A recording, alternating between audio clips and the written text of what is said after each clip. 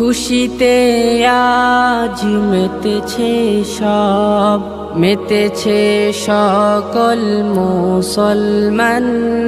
রাখবে সিয়াম, পড়বে তারাবি, দিনের শেষে হবে ইফতার।